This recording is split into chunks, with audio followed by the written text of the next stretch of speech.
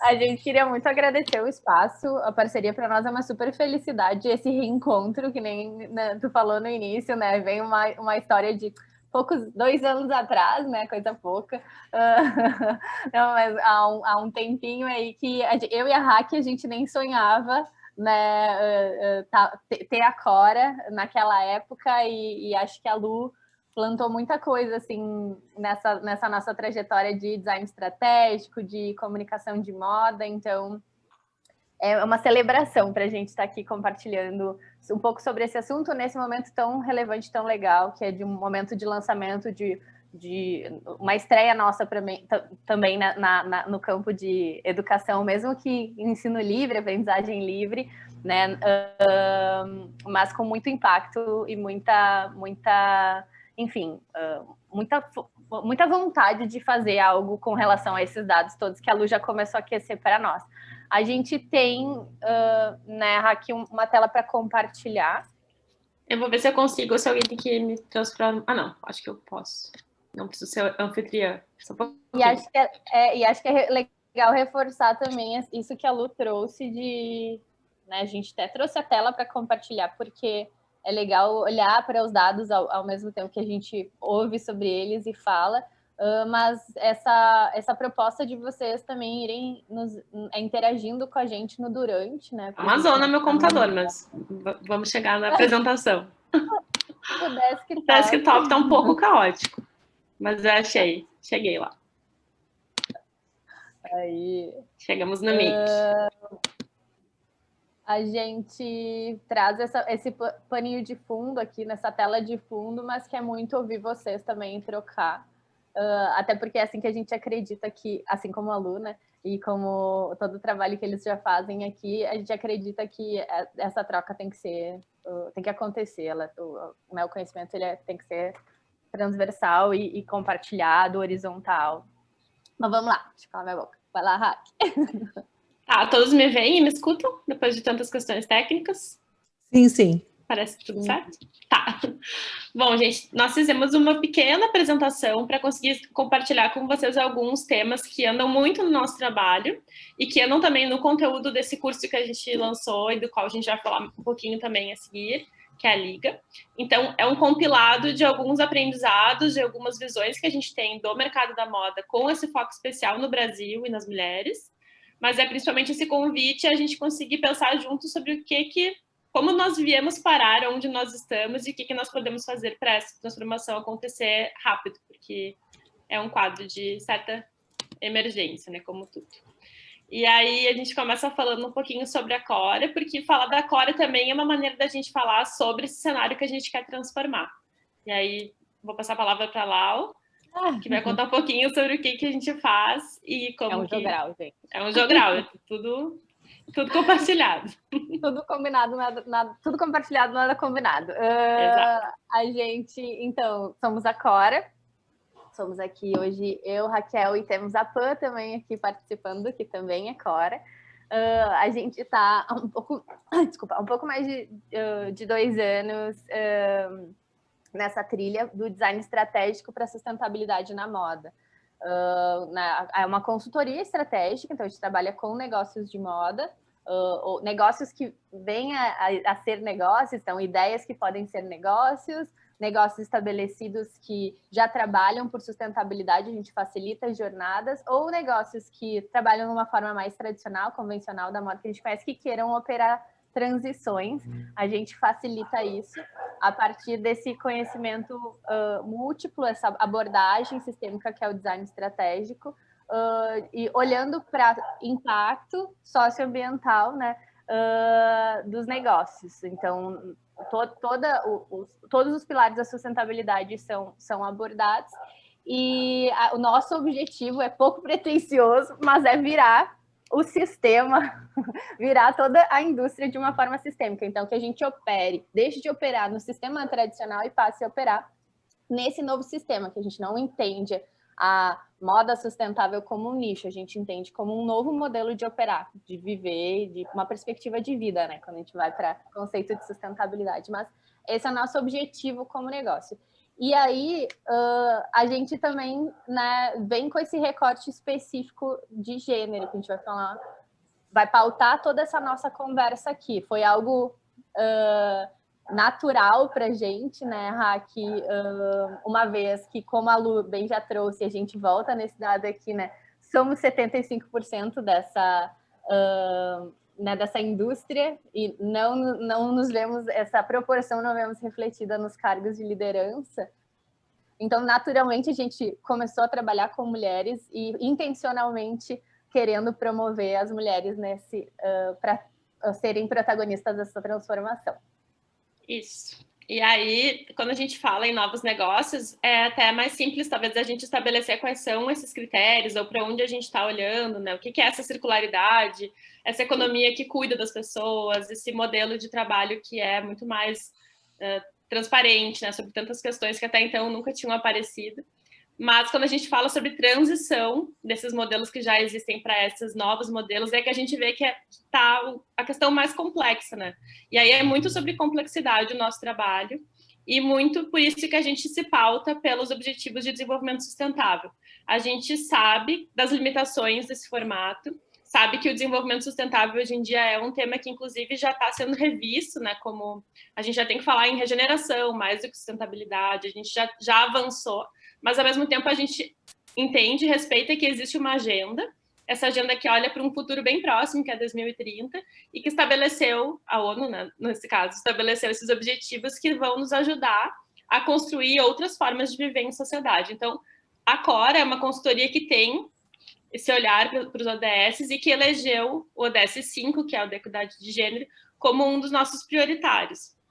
Isso é muito, como a Lau falou, essencial para o nosso trabalho, é uma coisa intencional, a gente realmente quer atuar junto com mulheres, porque entende que a gente precisa trazer essa perspectiva feminina para a cultura, para a gestão, e também que a gente consegue, mesmo não empreendendo, fazer transformações muito significativas nos lugares onde a gente trabalha. E é um dos pontos que a gente vai falar hoje, que mais a gente tem batido, assim, que é, nem todo mundo precisa ter um novo negócio, a gente não precisa reconstruir do zero a moda, mas a gente precisa que todo mundo se torne agente de transformação. Então, a Cora tem muito esse objetivo de conseguir levar essas pílulas, assim, esses chamados de transformação para dentro das empresas de moda. E aí, é essencial a gente voltar muito tempo, né, para entender como que a gente chegou até aqui, que é uma das coisas que a gente falou lá do início, assim, como que a gente chegou nesse lugar tão crítico, tão cheio de problemas. E aí, podemos, inclusive, voltar ao período da Revolução Industrial, quando as mulheres começaram a construir esse mercado, né, da moda, porque foram desde sempre as mulheres a maioria da mão de obra desse setor, né? Então, desde os primórdios em que a roupa era feita à mão, em que a gente tinha um trabalho muito mais manual, até hoje, quando a gente já tem processos que são bem mais automatizados, que o setor todo já está bem mais, né, já está muito mais tecnológico, as mulheres ocuparam esses postos de trabalho, né? Então, para a gente conseguir fazer mudanças, a gente tem que ter em conta essa volta que é necessária, assim, para como que a gente criou esse modelo linear de trabalho, que tem tudo a ver com a Revolução Industrial, né, da gente criar roupa quase como uma visão de descarte, né? Então, a gente, hoje em dia, muito pautado pelo fast fashion, acaba, né, nós, digo, setor da moda, criando roupas que não duram, que são feitas para ser trocadas de estação em estação, e esse modelo da linearidade é um dos pontos que a gente mais precisa mexer quando fala em sustentabilidade. A Lau tinha trazido esse ponto da quantidade de mulheres, né, que ocupam o setor da moda, e aí sim, é cerca de 80% de todos esses trabalhadores, né? Então, as mulheres são protagonistas da moda, isso desde sempre, como a gente viu, e hoje em dia seguem sendo. Mas, apesar disso, a gente tem condições de trabalho que são terríveis, né? Então, falando daí sobre empresas grandes, né? Grandes redes, mas também sobre pequenos negócios, já que no Brasil a gente tem essa característica que nós somos construídos por muitas pequenas confecções e por empresas que têm, às vezes, uma micro oficina de costura na casa de cada costureira. Então, mesmo nesses sistemas muito pequenininhos, a gente vê que as condições são precárias. Então, esses números, eles nos levam à constatação de que existe quase existe esse recorte, né? Então tem abuso sexual, discriminação, violência de gênero, que são coisas que estão em toda a sociedade, dentro da moda, que é tão tomada pelas mulheres, isso fica muito gritante, né? Então, essa questão da escravidão moderna, que é um tempo que tem se falado muito sobre ao se discutir o trabalho, no caso da moda, atinge em especial as mulheres, e é por isso que a gente tem esse cuidado, né? Elegeu essa prioridade para a nossa atuação. E é louco, né? Louco e triste ao mesmo tempo da gente pensar que se a gente continuar trabalhando na indústria da moda no formato tradicional, nós, mulheres, vamos estar trabalhando literalmente pela desigualdade de gênero, né? É muito impactante pensar por esse aspecto, porque nós somos maioria e a gente trabalha, a maioria dentro do setor, e a gente trabalha dentro de um setor que nos prejudica. Então, se a gente seguir nessa mesma lógica, a gente vai trabalhar para desconstruir, para voltar passos no que a gente já avançou como mulheres. Exatamente. E aí todo o aspecto da importância do trabalho para as mulheres em termos de liberdade, de autonomia e todo o resto, quando a gente pensa nessas condições em que tem acontecido, a gente vê que a gente ainda tem muito a avançar, né? Então, a gente conseguiu trazer as mulheres para o mercado. A moda foi muito importante nesse ponto, mas, ao mesmo tempo, ela não garantiu que essas condições fossem boas para as mulheres e para as famílias delas também. A gente vai falar sobre isso um pouquinho a seguir. E aí aqui a gente volta a um dado que é esse do Brasil, né? Então, um pouco pautado pela questão das pequenas empresas e pela precariedade geral do país, assim, as condições de trabalho aqui são realmente ruins, mas no setor da moda a gente tem isso muito marcado.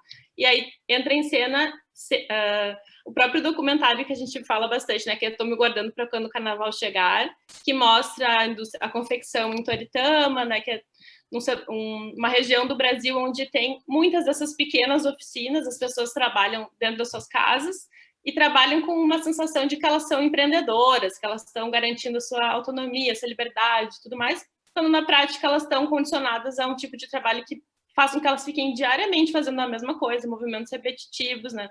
É muito difícil a gente conseguir enxergar na indústria brasileira um cuidado para que as pessoas costurem a peça do início ao fim, para que elas desenvolvam suas habilidades. Na maioria das vezes, elas estão sempre repetindo os mesmos movimentos, inclusive trabalhando com a mesma peça infinitas vezes, né? Então, é um trabalho que realmente não desenvolve, não traz felicidade, não traz autonomia, e é muito isso que a gente também quer atuar sobre. E aí, o que é essa cadeia produtiva, né, que a gente imagina que seja mais justa para as mulheres? Ela passa por questões como essa que eu estava falando agora, sobre repensar, né, o formato, a gente sair de um esquema linear, né, que é tão antigo, né, tão antiquado, e passar para uma outra maneira da gente construir as coisas que a gente faz, mas principalmente para a gente revisar se a única maneira que a gente tem de trabalhar com moda é, de fato, produzindo como a gente produz, na quantidade que a gente produz, na velocidade, e com essa visão do descarte, né? Para a gente, essa revisão da linearidade para a circularidade, ela nos leva a outras formas de trabalhar, que são bem mais satisfatórias, né? Que nos dão valor, que dão valor ao que a gente faz. O nosso trabalho, ele passa a construir peças e passa a construir coleções que não são feitas para o lixo, né? Como a gente tantas vezes imagina que acontece quando vê uma peça de uma fast fashion indo para a vitrine. Então, essa cadeia produtiva, ela tem muitas nuances. E aí, uma das coisas que a gente mais tem conversado e que fizemos questão de trazer para cá hoje é a questão da economia do cuidado. E aí, nesse ponto, tem um dado que acho que é muito impactante, que é pensar que no Brasil, e acho que em outros lugares também, mas no Brasil a gente tem esse número quantificado pela Think Olga, que fez um relatório há pouco tempo, mostrando essas condições, né, das mulheres no mercado de trabalho, que é, além de tudo que elas fazem dentro das empresas, elas têm que cuidar de toda a vida das suas famílias, delas mesmas, dos seus filhos, dos seus pais, dos seus maridos, né? É uma média de 61 horas por semana em que as mulheres trabalham sem nenhuma remuneração, fazendo esses trabalhos de cuidado, né? Então, alimentar, dar banho, atender alguma pessoa doente, tudo isso é economia do cuidado e tudo isso está nas costas das mulheres. Então, as empresas, e as empresas de moda se incluem nessa questão, têm esse dever de fazer uma reformulação, né? Para que a gente consiga pensar em novos modelos de negócio, modelos que consigam trazer as mulheres com essas condições, mas principalmente devolver para os homens também essa questão que não é possível que em 2021 as mulheres sigam trabalhando 61 horas por semana sem remuneração, enquanto os homens não estão preocupados com essa manutenção da vida, né? E as empresas têm um papel cultural que a gente acredita que é muito valioso, né, se for bem trabalhado, de criar uma outra cultura, uma cultura que beneficia não só as mulheres, beneficia todo mundo. Isso tem 100% a ver com liderança.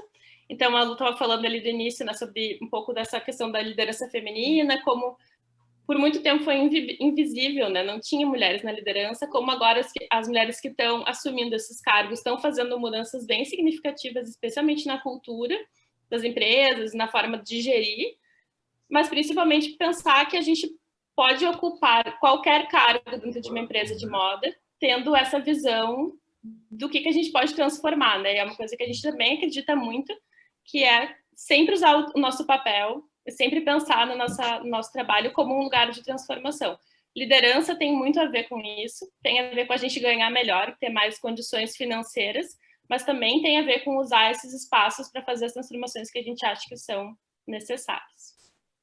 Mesmo que sejam micro-revoluções, micro-transformações, comecem por pequenos grupos, né, Raque? Exatamente. Muito se discute até sobre a liderança feminina versus liderança masculina, assim, essa visão tradicional, né, da forma de liderar, e a gente já consegue estabelecer que algumas características da liderança feminina, como a própria colaboração, né, essa característica da gente pensar em outras camadas que vão além da entrega, da produtividade, né, porque a gente tem esse olhar do cuidado, isso também é intrínseco, né, das mulheres, isso também pode gerar uma liderança que é transformadora. Então, já dá para enxergar um pouco esse caminho da liderança feminina, não só como uma ascensão a cargos de poder, mas também uma ocupação dos espaços para pensar em outras formas de fazer moda. Lá falou, eu ouvi um barulho. Falei por cima de ti, um jeito de fazer, mas foi exatamente isso. Então, aqui, só para reforçar, a gente acha que essa mudança do setor, né, por um viés feminino, ela não está só nos altos cargos, também está nessas organizações de mulheres. E aí nós trouxemos aqui um olhar sobre algumas iniciativas brasileiras que são capitaneadas por mulheres, e não só capitaneadas, elas são integralmente, né, todos os cargos são ocupados por mulheres, e são lugares onde existe muita horizontalidade, onde existe esse cuidado com as pessoas, com a vida delas, com a dignidade desses trabalhos, e são muito legais de vocês conhecerem, seguirem, apoiarem, porque estão realmente ajudando a pensar quais são esses outros caminhos, né, para a gente parar de pensar que tudo depende de empresa grande, de linearidade, de grande produção. As iniciativas pequenas, elas também têm bastante impacto. Então, primeiro que a gente trouxe é o Tramando Juntas, e aí o Tramando Juntas tem muito desse discurso das condições de trabalho e dessa luta por renda digna, né, dentro da indústria da moda. Tem um recorte aqui que é a questão da imigração, então são mulheres bolivianas. Em São Paulo, essa é uma característica já da costura, né? Então tem muitas mulheres que vieram para o Brasil em busca de melhores condições e que acabaram caindo na moda e que estão batalhando para conseguir fazer desse lugar um lugar melhor para a gente, para todo mundo, né? E o Tramando Juntas já tem esse trabalho bem consolidado de produção, de costura, de ensino. Não sei se lá quer trazer mais alguma coisa, mas sim, eu sou muito fã. Acho muito lindo. Além do Tramando Juntas, na verdade, o Tramando Juntas ele é essa possível incubadora de grupos de trabalho, não necessariamente dentro da costura, mas parte daí, com uma metodologia, né, que considera todos esses valores que a Raque trouxe agora. Então, o Tramando Juntas é também um super exemplo de um negócio que vai muito além também de só pensar o produto, só pensar o processo produtivo, né? Ele vira também praticamente uma incubadora, ainda que não se posicionando assim, mas que ela pode multiplicar essa metodologia e esse jeito de fazer para outros projetos, para outros grupos. Hoje elas têm um grupo que é o Sartazignani, que está 100% estruturado e operante, que é das cacereiras bolivianas.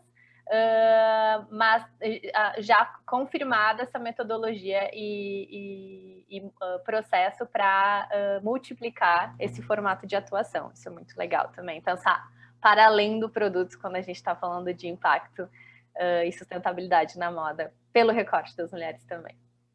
No fim das contas, vocês estão nos ouvindo e vendo que a gente traz muito pouco da moda tradicional, dessa perspectiva, né, do luxo, das peças. É muito mais sobre pensar um setor que tem uma possibilidade de criar condições melhores para as pessoas. É por isso que a gente insiste em trabalhar com a moda, né? Porque tem todo um outro lado pelo qual a gente passa meio batido, praticamente, assim.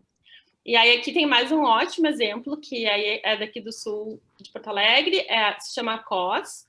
E aí a COS é um modelo de aprendizagem, praticamente. Então, elas passaram primeiro numa primeira fase de cursos, de ensinar as mulheres a costurarem, pensando já em gerar trabalho, gerar renda para elas depois.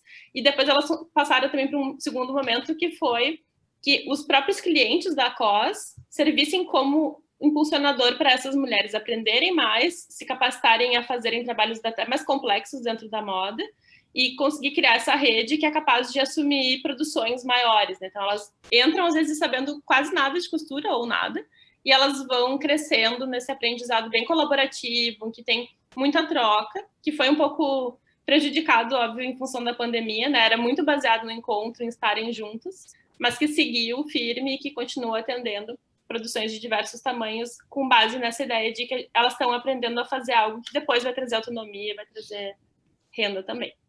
Só voltando um pouquinho na COS, acho que é mais um exemplo de um modelo híbrido de atuação também, né? Que as meninas, elas fazem produção, sim, mas na essência, né, o modelo de negócio delas está pautado exatamente no que a Arco falou, na capacitação e na entrega de produto, mas também na entrega de serviço. Elas oferecem soluções de inteligência a partir do aprendizado que elas têm com o processo produtivo, elas ensinam a fazer, elas fazem um projeto para dentro da empresa de desenvolvimento de produto, de solução de resíduos, e isso tudo sempre operando nesse formato colaborativo, horizontal e com a participação de todas. Também é um modelo de negócio super legal de observar. Sim, e é uma coisa que a gente também acredita bastante, que é essas soluções que a gente traz aqui, que são pequenas, elas têm muito a ensinar para as empresas grandes também, né? Então, é um trânsito que a gente gosta muito de fazer dentro da consultoria, que é coisas que a gente tem aprendido trabalhando junto dos pequenos negócios e que são boas práticas para as grandes redes e para, enfim, operações muito maiores que também precisam de transformação. E que daqui a pouco pode acontecer numa implementação numa célula de trabalho, né? Aquilo que a gente estava falando das micro-revoluções, uma área se envolver em prototipar, né, pilotar um formato diferente de atuação que, de repente, enfim, gera uma transformação de dentro para fora, né? Exatamente. E aí aqui a gente fala sobre uma outra transformação que é no Brasil muito uma questão chave também, porque existe, né, toda uma questão de como voltar para o mercado de trabalho depois que alguém passa pelo sistema prisional. E existe um enorme preconceito em relação a essas mulheres, existe um fechamento de portas, e a costura apareceu como uma resposta muito positiva, assim, tanto para o tempo que elas estão dentro do cárcere, ou seja, que elas têm oficinas, que elas trabalham, que elas aprendem, quanto para depois, na hora de sair, como elas precisam dessas ferramentas, né, da costura como esse ponto de partida, assim, para uma nova vida, assim. Então, aqui a gente trouxe a cooperativa Libertas, porque elas têm essa premissa mesmo de fazer esse suporte, assim, de conseguir fazer com que as mulheres saiam do sistema prisional com possibilidades de recomeço, que é uma coisa que no Brasil é bem complexa, mas que elas já estão conseguindo ter bastante sucesso, assim, em conseguir essa... Né, tem esse termo, né, de reinserção, não é disso que se trata exatamente, mas é de abrir outros caminhos, né? E tem uma costura muito legal nesses exemplos, que são alguns de tantos, né? Acho que a gente fez um pequeno recorte aqui, mas tem uma costura muito, muito legal de fazer, que é como em todos os exemplos as mulheres se articulam no coletivo, né? E o trabalho, ele é muito além, também é rede de apoio, né? E também é esse compartilhar da vida, não só do fazer em si, né? Mas o fazer, o trabalho é plataforma para esse desenvolvimento, esse florescimento desse grupo. E isso que esse tipo de movimento, esse tipo de transformação que as empresas sejam potenciais locais, né, de fazer isso acontecer.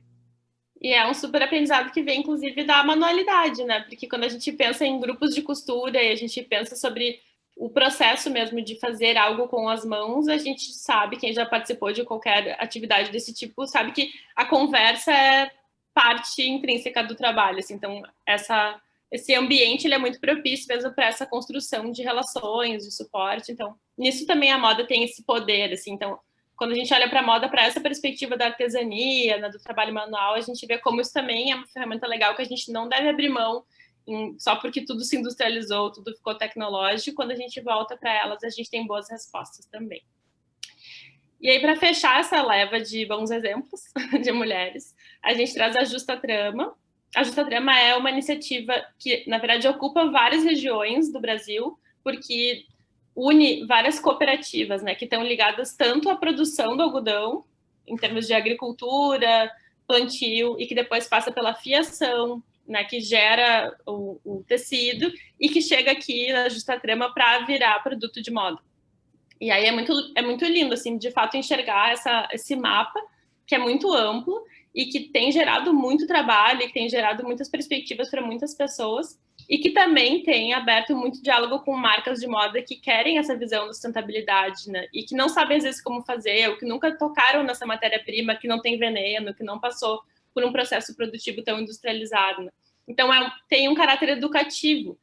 Por mais que elas não precisariam falar sobre o que elas fazem, mas quando elas falam, elas têm esse poder de sensibilizar as pessoas, de chamar muita gente para essa causa da moda sustentável. O objetivo inicial era realmente criar trabalho para as mulheres, e aí, à medida que ele foi crescendo, o projeto foi ganhando esse caráter de inspirar a moda sustentável brasileira. E hoje Justa Trama, então, além de serviço, também marca, né? Fez esse momento de ampliação. A Lívia está tendo que sair. Obrigada por ter vindo, Lívia. Obrigada, Lívia. Vamos continuar essa conversa para além daqui. E aqui a gente está já se encaminhando um pouquinho para o fim, porque a gente trouxe uma última reflexão, que é pensar como a comunicação de moda, né, que é parte tão essencial do trabalho também, pode afetar as mulheres, né? Então, por muito tempo, hoje, houve um caminho que nos colocou numa situação de padrão de beleza, né? Então, nos oprimiu, nos colocou uma visão do que era um corpo ideal, o corpo de verão, aquelas bobagens todas que a gente passou a vida toda lendo em revistas de moda, né? E como houve um movimento de tempos para cá que tem colocado a comunicação com outro viés, um viés positivo, né? De mostrar histórias que antes não tinham aparecido, né? Então, quando a gente olha para a moda brasileira, a gente, fazendo um retrospecto, vê que por muito tempo a maior parte das visões, né, das possibilidades que incluíam povos originários, pessoas negras, elas simplesmente não tinham aparecido. A gente fazia moda por uma perspectiva eurocêntrica.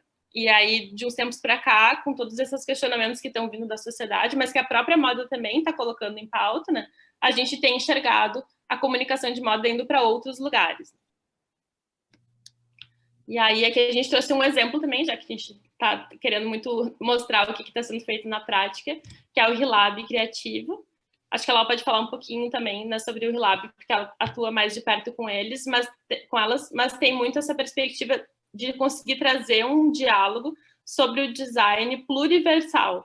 E aí isso é muito legal de pensar, né, como o design de moda por tradição, assim, excluía as pessoas. E que agora, quando a gente começa a se colocar outros pontos de partida para o design, a gente chega em outras soluções.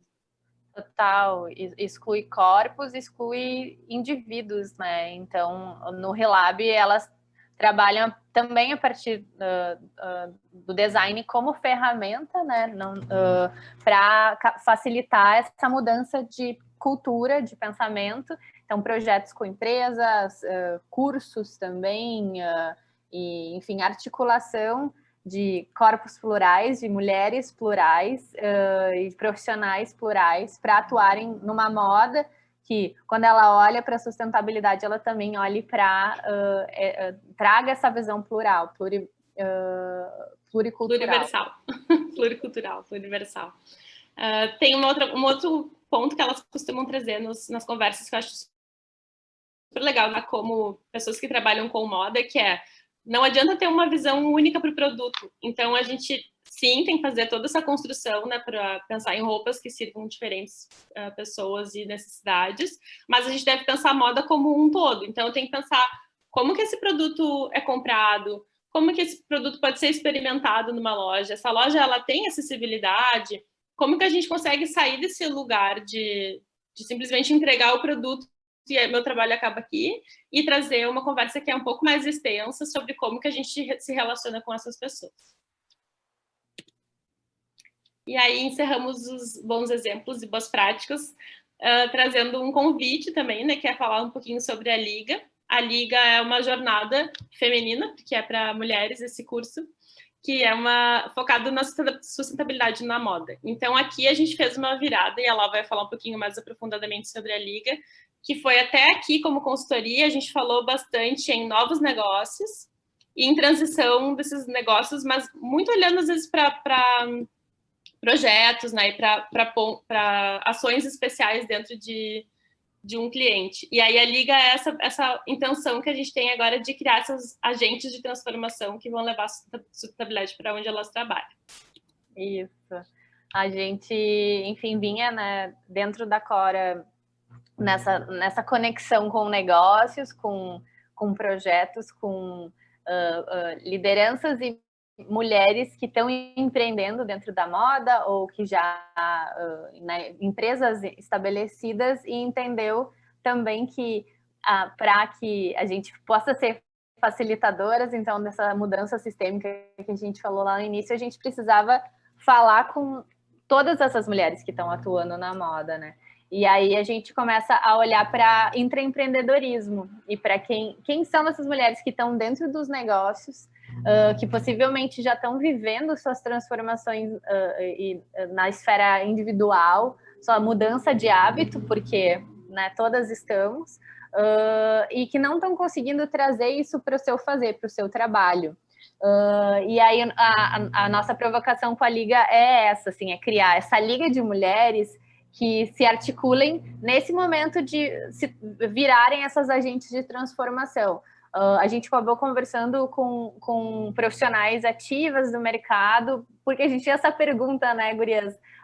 Por que será que não está todo mundo ainda atuando por sustentabilidade dentro dos negócios? O que está faltando, sabe? Porque, né, a informação está aí, Covid, né, aquecimento global, tudo isso, tipo, né, a gente não tem mais, não existe mais, o negacionismo, ele fica numa outra realidade, né, mas, e aí veio muito nessa pesquisa, essa fala de me sinto sozinha, me sinto, às vezes, nadando contra a maré, pouco potente, né, como vetor de transformação dentro de um negócio. Então, a gente se sentiu provocada a pensar nessa solução de partilha. Enfim, a gente ficou até com com uma dificuldade de usar a palavra curso, porque é uma jornada compartilhada, de que a gente vai trocar horizontalmente, vai aprender ao mesmo tempo que vai ensinar, e que todas elas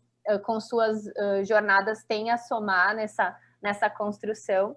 Mas, enfim, e aí chegamos nesse formato de uma jornada curso de aprendizagem compartilhada, em que a gente busca no final dessa jornada junto estimular essas mulheres a se posicionarem como essas agentes intraempreendedoras de transformação dentro dos negócios que elas atuam, mesmo que não seja a diretriz estratégica ainda, tomara que por pouco tempo, desses negócios.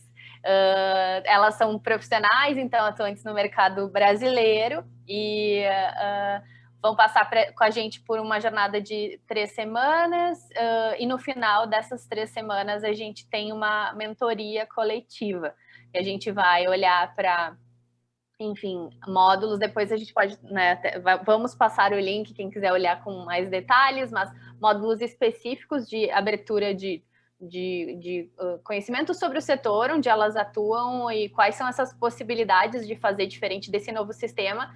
E num terceiro momento, bem um foco indivíduo mesmo, como eu, né, posso atuar dentro desse meu microcosmos, aquele exemplo, tipo, se eu sou sou uma gestora que tenho uma pessoa trabalhando no meu time, ou eu nem sou gestora ainda, mas como que eu me articulo para que em cada ponto de contato, né, dentro dessa empresa eu consiga plantar uma sementinha sempre, né? A gente vai entregar uma malinha aí de ferramentas para cada uma dessas mulheres. Gente, mentoria coletiva no final tem um objetivo da gente daí aprofundar com grupos menores, né? Tipo, no máximo 5 mulheres que tenham, assim, objetivos compartilhados e que a gente foque para chegar num plano de ação juntas. A gente está super, super feliz com colocar essa filha no mundo. Né, resume muito do que a gente vinha trabalhando internamente também, e a gente, enfim, acredita muito na potência desse projeto. Foi muito legal poder falar sobre isso aqui no Me Dá o Mic, nesse momento tão oportuno que a Liga está praticamente nascendo.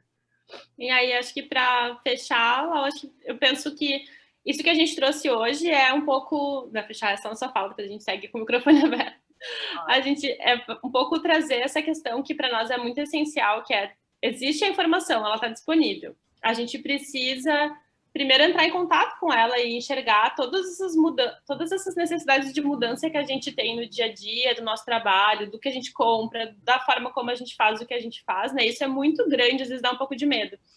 Eu sou muito pequenininha, né? Como a Lau comentou, que a gente ouviu bastante. Assim. Então, essa apresentação de hoje, acho que ela tem um pouco esse chamado, que é os dados que a gente trouxe hoje são só uma parcela pequenininha de tudo que está construído sobre mulheres na moda, sobre como esse mercado tem tratado as pessoas, né?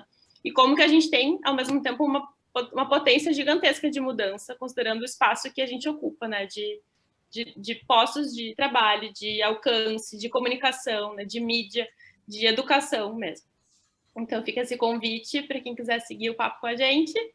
Falar sobre isso é uma coisa que sempre nos deixa muito, muito felizes e animados, porque entende a complexidade, mas ao mesmo tempo se sente muito ativas nessa mudança e queremos que mais gente venha com a gente. E eu vou fechar aqui a minha telinha. Obrigada, gente. Obrigada. Vamos lá. Abertos para as dúvidas, gente. Questões, questionamentos.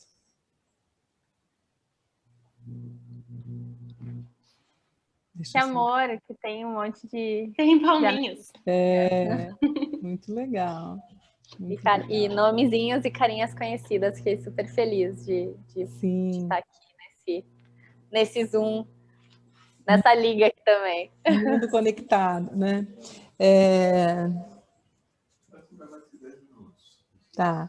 Eu ia perguntar uma coisa, assim, é interessante, a Raquel e a Laura não falaram muito das experiências delas, mas eu acho que vocês trabalharam em empresas maiores, em empresas menores, foram empreendedoras das suas causas, né? E hoje estão empreendendo também numa causa. Eu fico pensando, e ontem aí até a Gabriela estava presente, coincidentemente, né, as coisas vão se fechando aí num treinamento para o pessoal da Liga, e aí a gente estava justamente falando um pouco sobre isso, né? Também, é verdade.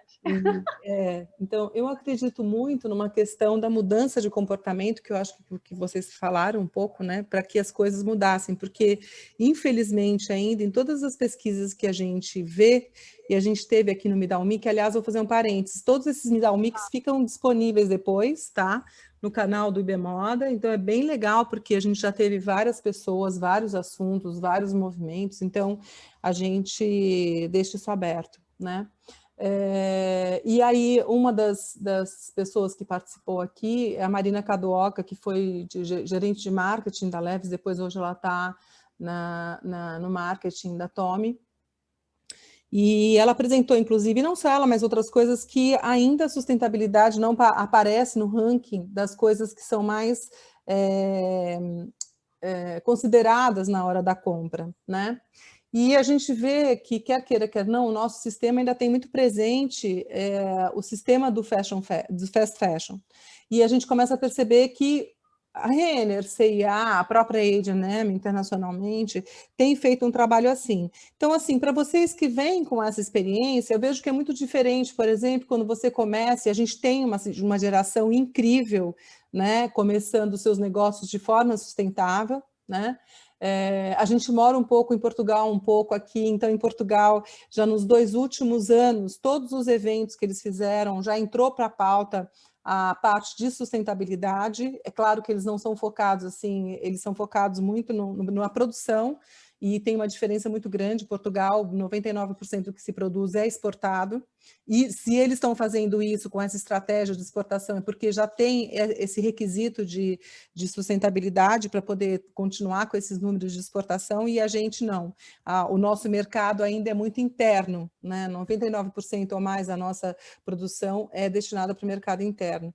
Então, eu sinto que tem um trabalho muito legal acontecendo, mas eu queria que vocês falassem um pouco desse trânsito, né? Já que a proposta do curso é essa, dessa jornada é essa, e vocês falaram várias coisas que eu achei interessante, que a pessoa se sente falando sozinha, impotente, etc. Pela experiência que vocês tiveram em grandes empresas, em pequenas empresas, e foram super bem-sucedidas nessas experiências, como que vocês sentem isso, assim? Porque eu vejo, vocês mostraram coisas tão legais, tão afetivas, né? Assim, a gente praticamente, várias delas eu já conhecia, mas outras não, e já fui anotando aqui, fui tirando fotos, tal, até para conhecer mais.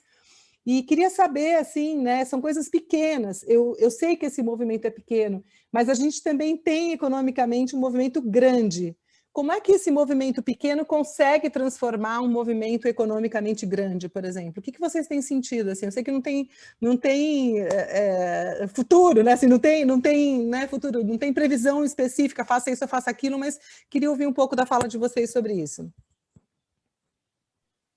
Quer começar? Aqui eu? Tá.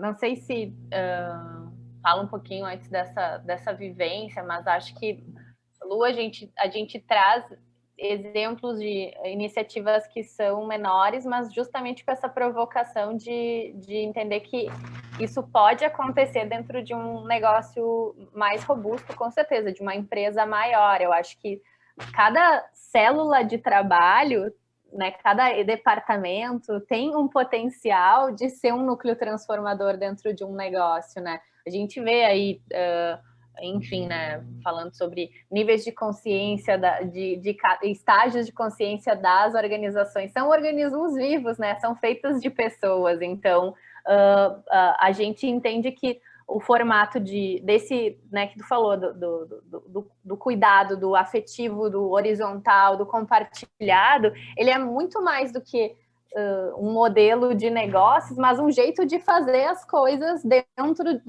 de quaisquer núcleos que tu faça parte. Então, a gente entende que essa verdade pode acontecer com certeza entre as pessoas que fazem parte dos negócios, e a gente ter, né, espaços que sejam de florescimento, que sejam de crescimento coletivo dessas pessoas que fazem parte, porque hoje a realidade, não generalizando, mas muitas empresas, a gente vê espaços altamente, né, competitivos e não necessariamente colaborativos. A concorrência, ela não é só entre empresas que se colocam como concorrentes e não conviventes. A gente adora falar em empresas conviventes, negócios conviventes, e isso culturalmente se rebate para quem trabalha dentro dessas empresas, e a concorrência, ela é entre os pares que, né, poderiam somar e colaborar.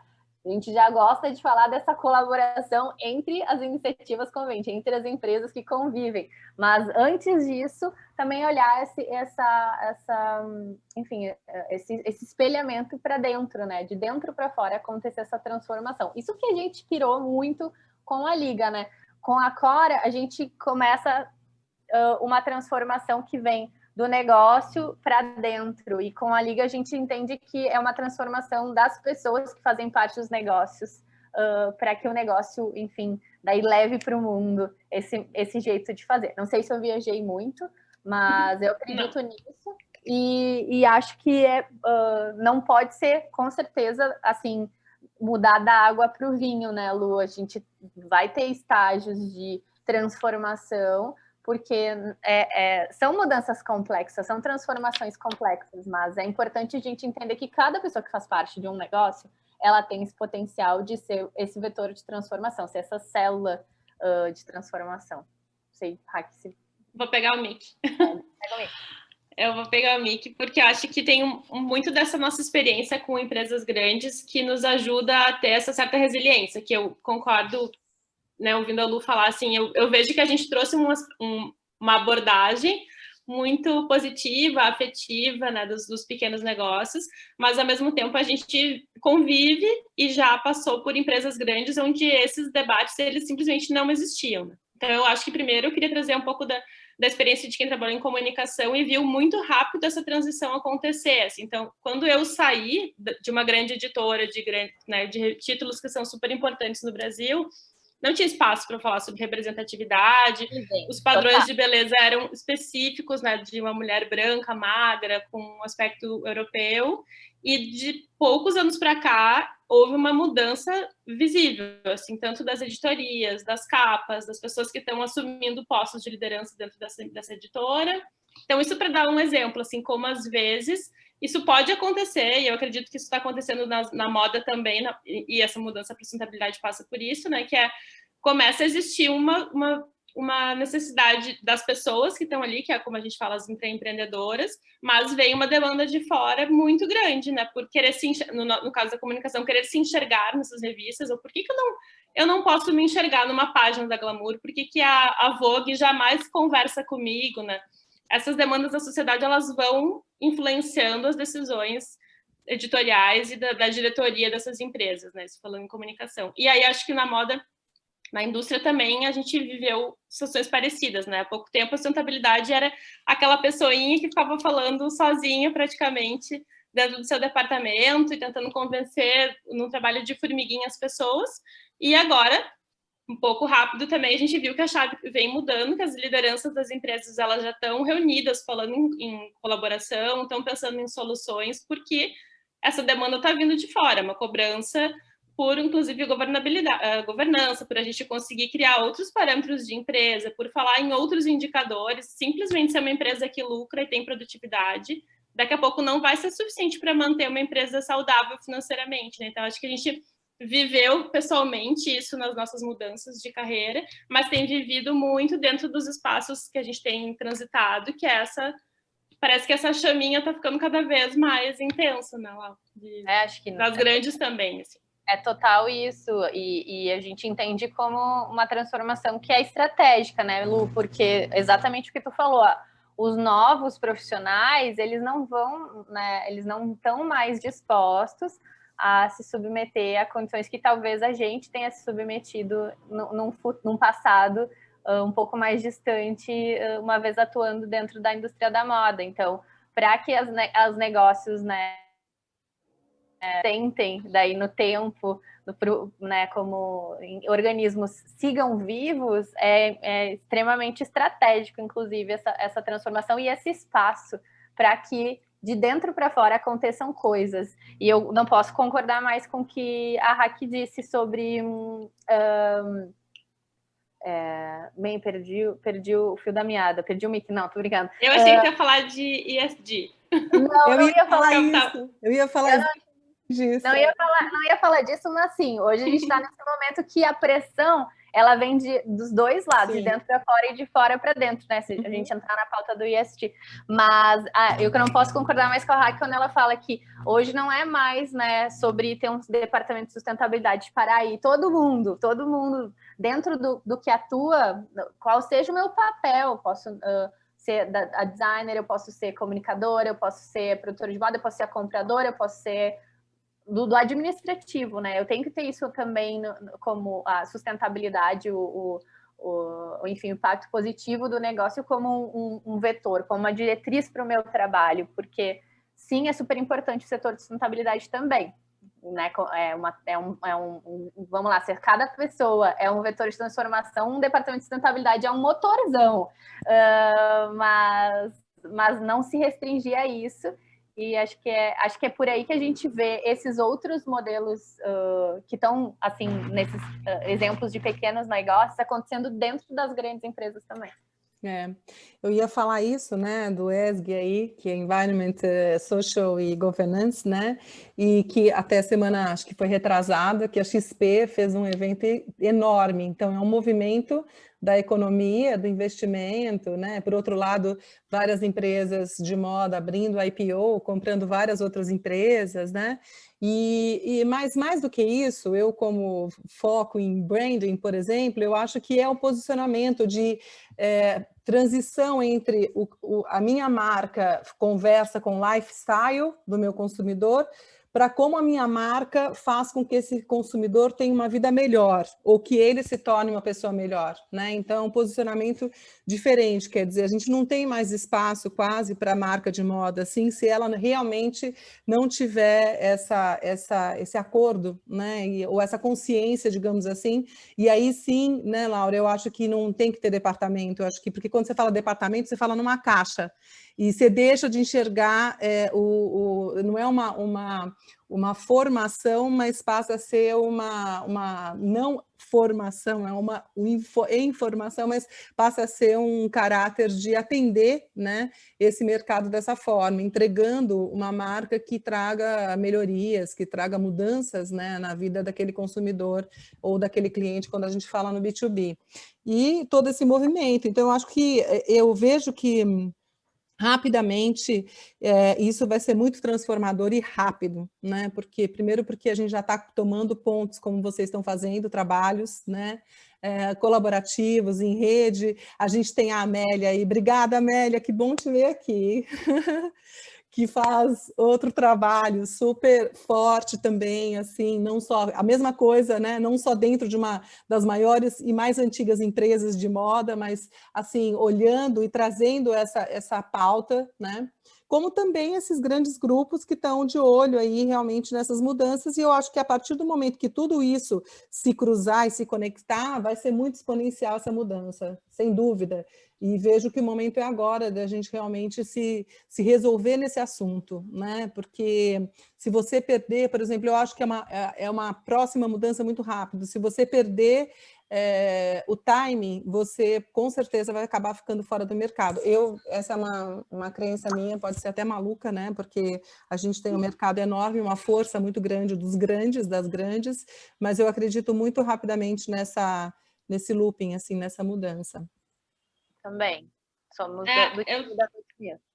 Total. Eu ia trazer um outro ponto que acho que, assim como a gente falou ali dos ODS, né, e dessa convergência internacional que acontece e que a gente às vezes minimiza, porque acha que não tem efeito na prática, mas que, enfim, tá ditando uma agenda para um futuro próximo, né, como a gente mostrou antes de 2030, e quando a gente olha para esse tipo de exemplo de junção de países, a gente vê que junção de empresas e de setores também vai ser essencial, porque se a gente estiver falando sempre sobre uma empresa sozinha fazendo seu movimento, isso não vai impactar como deve ser essas questões todas que a gente precisa enfrentar, né? Então, acho que ali a gente tem que levar em conta esses aprendizados que a gente tem vivido na pandemia sobre como é necessário colaborar, como não adianta ter uma ilha, como o Brasil fazendo tudo de um jeito nos isola, e como a gente vai ter que entrar nessa onda, e que bom que já estamos entrando, mas ela vai ser muito, muito forte, né? Porque ela vai nos conectar com uma transformação que tem que acontecer, né? Então, olhar para os ODS é sempre importante também. Pensar que isso já está sendo feito, isso já está vindo, né? Isso já é uma construção de um tempo que agora está trazendo resultados mais visíveis.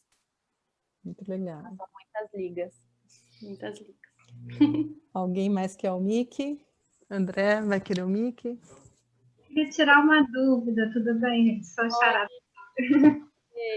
Laura, não sei se você me reconhece, mas eu falei com você, eu indiquei a Vivi, que vai fazer o... Sim, querida, tu não botou o sobrenome, mas quando a gente conversou da foto, tua não tava de óculos, mas eu fiquei, quem é a Laura?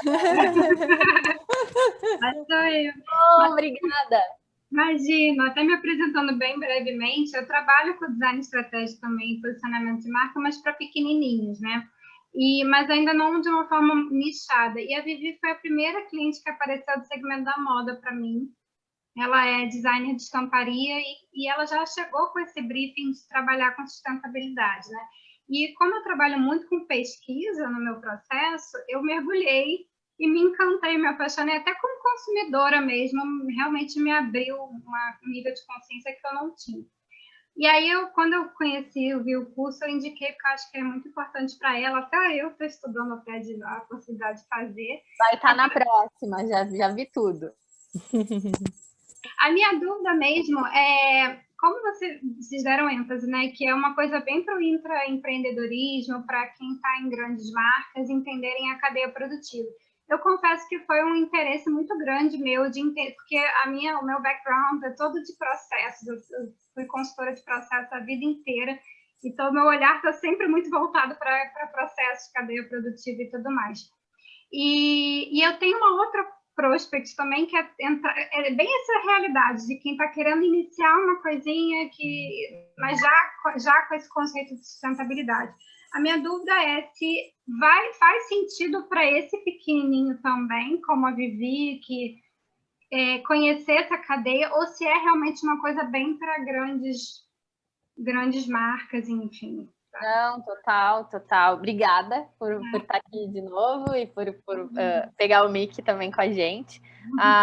Não, acho que talvez a gente possa ter nos expressado mal e dizer que é exclusivo para negócio grande. Não, é para quem está fazendo parte de algum coletivo, algum grupo de pessoas. Acho que tem um desafio muito grande quando faz parte de uma instituição, de uma empresa que trabalha no formato tradicional e se sentir esse peixinho fora d'água, ou nadando contra a maré. Então, tem um ferramental que é de empreendedorismo muito potente para quem está nessa realidade. Mas não exclui quem está começando suas jornadas, porque não é sobre empreender, não é sobre montar o seu negócio para sustentabilidade na moda, mas é sobre ter ferramentas para participar, para atuar em coletivo. E quando tu tá, né, a Vivi, acho que foi super legal essa conexão, fiquei super feliz que ela vai participar. É alguém que ela vai participar necessariamente de uma estrutura que são de vários atores, né? De várias atrizes, né? De vários atores, porque ela trabalha com estamparia. Então, ela vai ter que fazer interface com... Ela desenha a estampa, então ela vai ter que fazer interface com o fornecedor do print, com o comprador, com essa empresa, com quem vai costurar. Então, fazer parte de um coletivo, ela já vai usar muito toda a ferramental que a gente vai trazer na liga, com certeza, vai ser muito legal. É uma defesa que a gente faz muito grande dessa visão sistêmica, por entender que, às vezes, as pessoas têm as ferramentas do empreendedorismo muito pontuais, assim, a gente muitas vezes atende clientes que chegam com uma ideia bem fechadinha do que querem fazer em termos de produto, ou do que imagina para aquela comunicação, né, um projeto específico, mas quando elas começam a estudar, que eu acho que esse mergulho que tu deve ter dado e ficado encantada, a gente vai vendo como as conexões, elas são muito mais abrangentes, né, então, acho que para quem está começando, partir da visão sistêmica é importante, porque consegue nos fazer pensar a partir de uma outra abordagem, né, que não é pontual, e sim colocado dentro de um todo, interligado, como ela falou, a tantas pessoas, né, tantos negócios. Então, acho que é muito sobre rede. Os próximos passos também da Vivi como empreendedora, uma vez que ela tiver time, né, uma vez que ela tiver equipe trabalhando com ela, como que ela constrói já relações de uma outra perspectiva, né? Por aí. Muito bacana, meninas. Obrigada. Obrigada, Laura. Adorei. Muito bem, muito bem. Gente, foi lindo, não tenho muito o que falar mais. Esse mês a gente tem a semana do Fashion Revolution e a gente está construindo 2 mesas. Já deixo aí depois para a gente conversar, Raquel e Laura, porque uma vai ser discutir os movimentos em rede dentro dos drives que eles estão colocando, e a outra vai ser como que a educação pode interagir nesse contexto, porque eu fico um pouco inquieta, né? A educação mais formal que a gente tem, não sei se vocês sabem, mas o Brasil é o país que tem o maior número de escolas de moda, e a gente ainda não está tão atualizado nesse sentido, trazendo uma formação a contento dessas novas perspectivas. Então, em breve, a gente entra aí com novos links, novos mix, com novas histórias. E fico muito feliz, muito obrigada, meninas, obrigada a todo mundo que está aí, de pegar um tempinho, a gente está tão Nossa, super, obrigada. super cheio de telas nas nossas vidas, né? Eu assisti um filme recentemente, deixo até a indicação para vocês, chamam 12 Macacos, não sei se vocês viram, é um filme muito antigo, e tem uma performance do Brad Pitt que é incrível, e do Bruce Willis também. E tem uma hora, e esse filme deve ter, sei lá, 20 anos ou mais, mas o Brad Pitt era mínimo, era novíssimo, assim, menino, quase de calça pequena ainda. E tem uma hora que eles, é muito louco, porque ele circula, né, em vários times da linha aí da história, né? E ele circula com um lugar onde ele tem muitas telas, mas muitas telas. E as telas ficam o tempo inteiro fazendo uma radiografia, assim, né? Então, simbolicamente, né, ou semioticamente, tem um dever muito... Então, eu agradeço esse momento de tela com vocês, fico super, assim, animada com tudo, vamos continuar, e a gente já está num processo, né, de conexões aí com a Cora. A nossa liguinha também. E deixo o microfone para a gente encerrar, né? O que vocês querem deixar uma palavra aí, todo mundo, ou quem se sentir chamado, para poder deixar. Obrigada, gente. Saiu muito, muito felizona. De coração também. Peguei o finalzinho, porque estava em outra agenda, ali. mas o finalzinho que peguei já valeu, tá, Laurinha e Raquel, porque ouvir vocês duas sempre é uma delícia, e é tudo verdade, essa mudança foi tão rápida, chega até a me assustar um pouco. Eu saí da companhia há 6 anos, quando vim direto para a fundação, e eu era o peixe que nadava contra a corrente nos últimos 10, 15 anos. De repente, a área de ASG montada, super estruturada, milhões de pessoas, milhões de orçamentos. Jesus Cristo, a comunicação da marca Hering totalmente voltada para as questões atuais. Estou até, assim, bege, né, quando a gente fala, de feliz, né, de saber que as marcas, né, finalmente acordaram. Também quero deixar um convite, assim que tiver pronto os convites para a Semana do Fashion Revolution em Santa Catarina, a gente está apoiando em vários movimentos, exposição dentro do museu, mesa redonda, um monte de coisa linda, assim como a Lu falou, a gente também está super engajado, e acreditando que não são ondas passageiras que não vieram para... sabe, para ficar por um tempo e daqui a pouco volta tudo ao normal, porque não tem mais chance de a gente usar do planeta do jeito que a gente estava usando, né? Por mais que eu tenha, assim, aquela dúvidazinha bem pequenininha, quantos de nós acordamos e vamos levar esse hábito, eu sinto que os movimentos se tornaram potentes e a educação formal acordou para o tema. Senac São Paulo vai abrir agora um curso que eu ajudei a construir, chamado Caminho para Moda, o caminho mais sustentável para a moda, acho que ficou o nome assim, não lembro direito, com a Tatiana, uma moça super querida, Tatiana Pucci, coordenadora do curso da área de moda e beleza, e convidou para a gente fazer assim, um apanhado geral dessa aprendizagem de, né, algumas décadas aí, e formar um curso livre para quem tem qualquer interesse.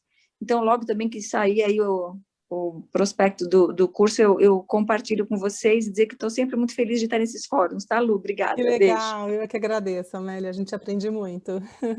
Muito bom. A Amélia é muito vetor de transformação, né? Lá desde... Demais, muita inspiração. Muito bom.